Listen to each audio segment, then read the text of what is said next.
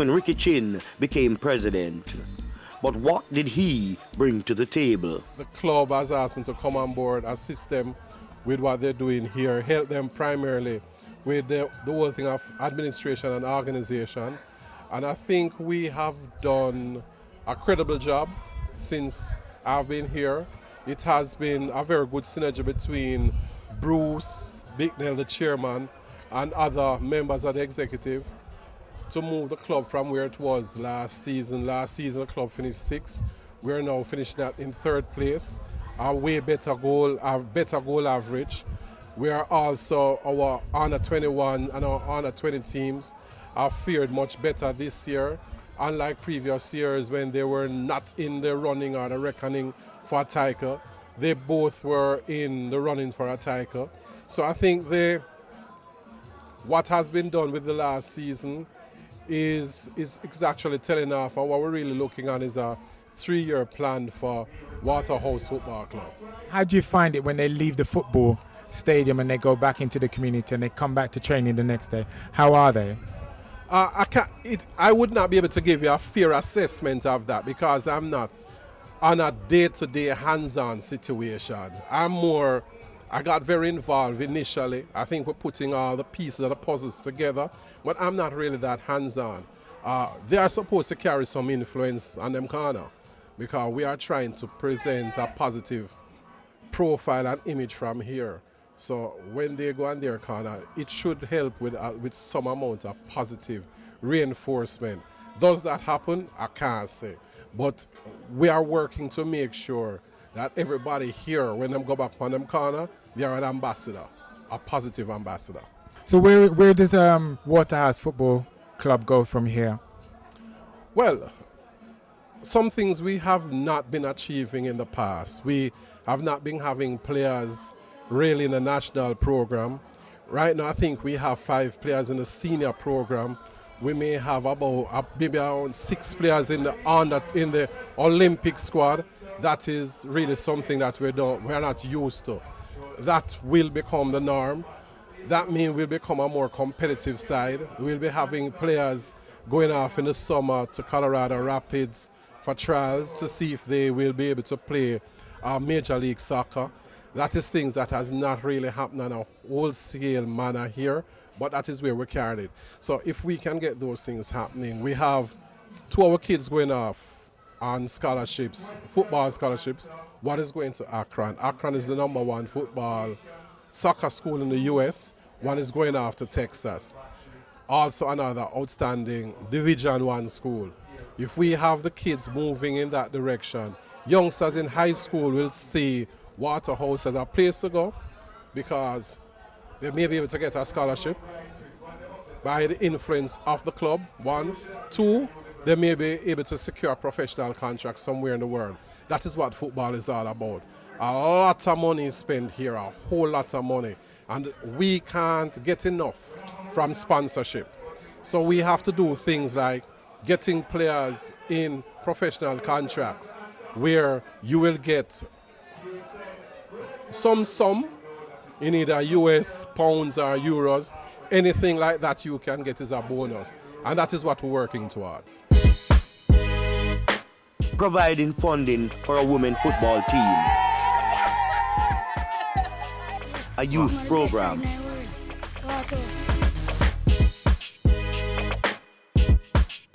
a senior squad, and maintaining the stadium is a daunting task. It becomes even more difficult at Waterhouse, where teams in competition train twice per day and where meals are provided twice per day. I'm the head chef of Waterhouse Football Club. I'm here 1 year now since. Well, sometimes we have different quality food for the ball players.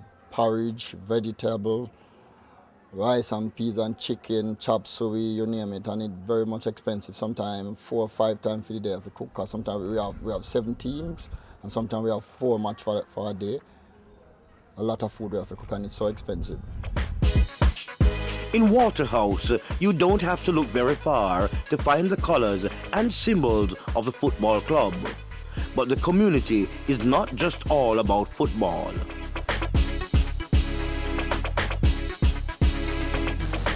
On our stroll through the area, we found that there were no short supply of entrepreneurs.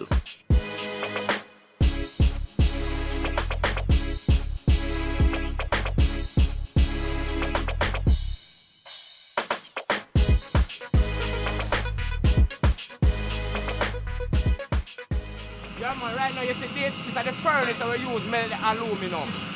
You understand? If this not work, the pot them can't make. So see the pot them there, that's what they found us. So right now we're there right in here, so that's how we start from. That's the mold, we throw the aluminum down from here, so. And it form the pot. That's when it look like when it finish. Now the filer go and file. After I'm done file, I'm cut off the runner, which we use the axe and them thing there. Get it shine up on a level which can export to many countries. This is unbelievable. These residents operate a small smelter, making pots, pans, drain covers, and other in-demand items. This is how we live off of. So the aluminum pot.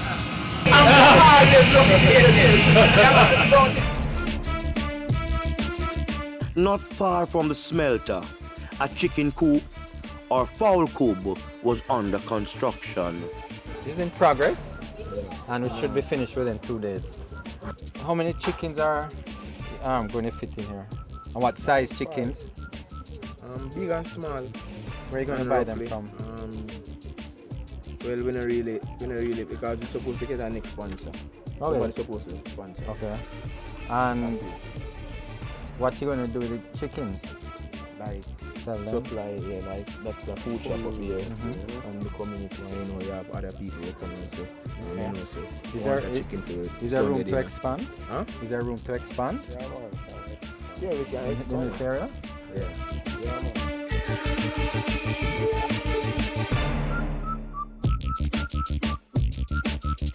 Further down the road, we came across a youth who was already a skilled craftsman. This man, Nugent, is one of the most gifted welders, wrought iron worker in Jamaica. Any customer that comes to Tankwell and say, who can you recommend? This guy. And he brings labor, he takes labor with him. We give thanks for where Tankwell really do film sometimes because you know the price and the deal what we get from Tankwell. Yeah, you know, sometimes it kind of put me in a position where I can have an extra resource. You know, because sometimes I have to do all the job at a rate for get the market.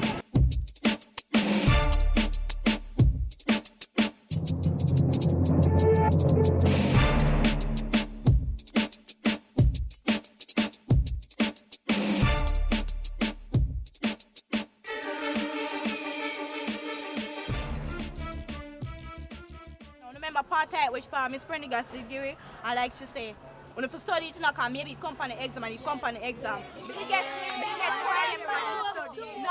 right. At Seaward Primary and Junior High, a school which served the wider Waterhouse and Olympic Gardens community, Mrs. Arlene Thomas and her staff are doing a great job.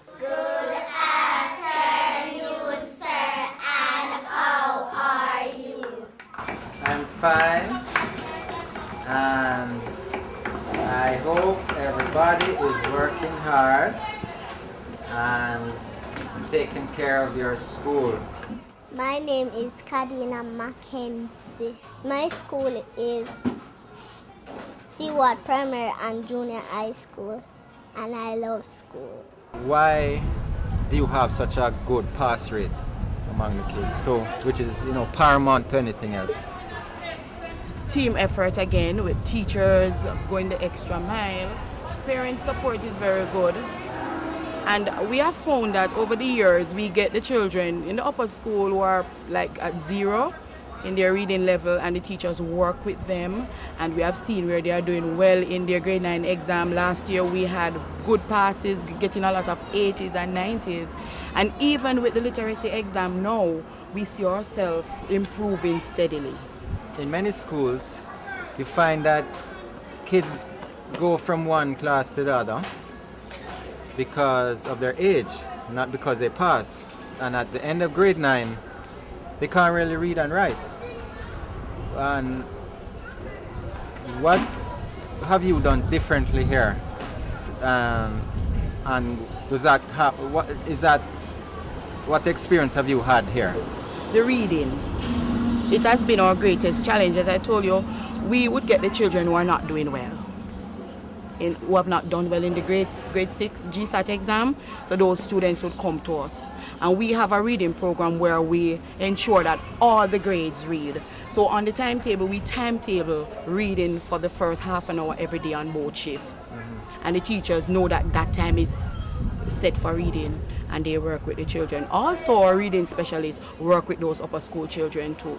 So that is how we have been able to, improve the reading level and improve the results. Okay, we all know that because of the success of Seaward, you're under a lot of pressure from feeder schools in which their students aren't doing well, so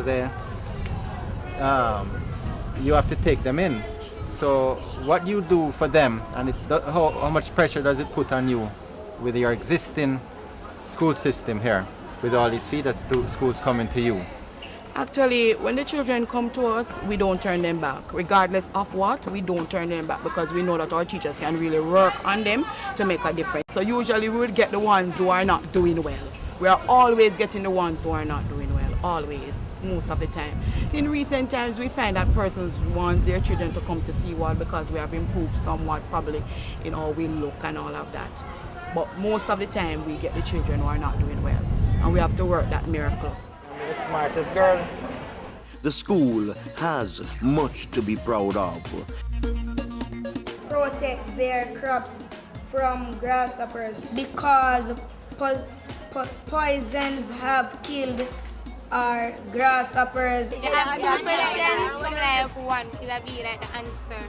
So you have to read it more than one time. I'm proud to be chairman of the Seaward Primary School in Olympic Gardens. 1,500 students, 2-shift system, 43 teachers, and it's an oasis school in Olympic Gardens.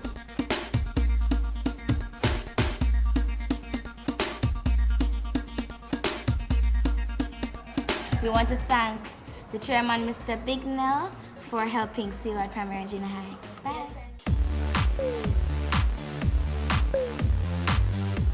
My name is Davina Duncan Stone, and we are at FIWI Center Computer and Homework Center.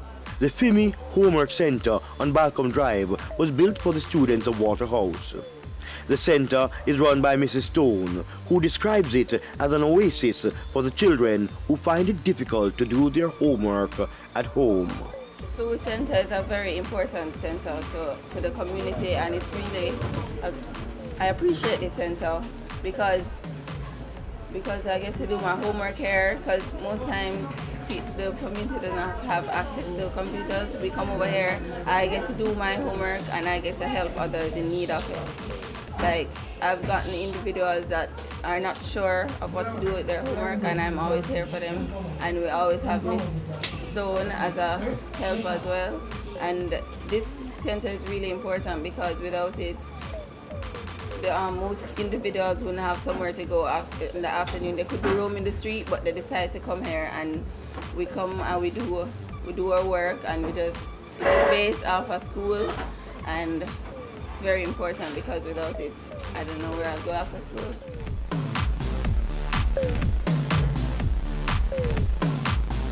On any given night, you'll find younger kids getting help from older ones.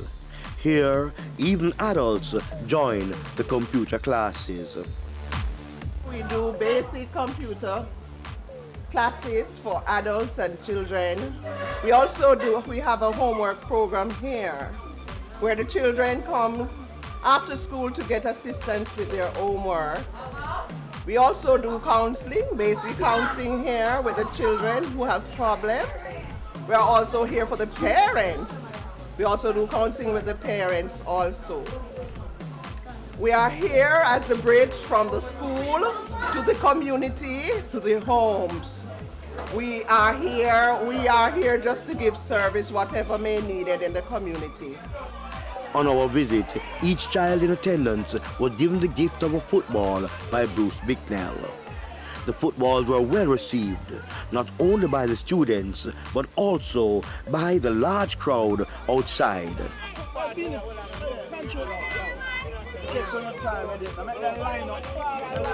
And it did not take very long before one of the balls found its way in a gate.